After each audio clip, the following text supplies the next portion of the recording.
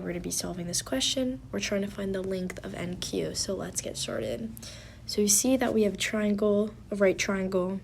We can flip that around to make it look a little bit better, but we've got M and P, and its sides are 3, its legs are 3 and 4. And we can use this to solve for MP, and then we can compare that to one of the smaller triangles inside of the drawing in the figure and kind of compare that. So here I did Pythagorean theorem, 9 plus 16, 25, and we've got that MP is equal to 5. So then we're going to use the other triangle in this diagram. There's 2, but we're going to be using NPQ.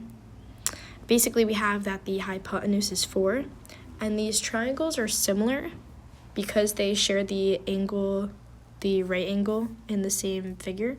So we've got NPQ, hypotenuse is 4, and then we can start kind of like ratioing everything. So I'm going to go ahead and do, we've got 4 to 5, so we're doing NP to MP, and then we're going to be solving for NQ, which is the only thing we're missing, because we have MN is equal to 3, and they're similar triangles.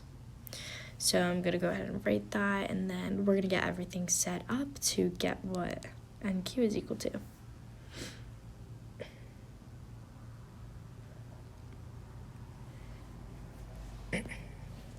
So again, MP over NP,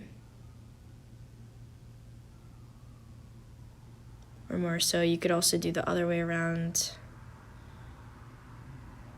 Yeah, we've got NQ over MN is equal to NP over MP.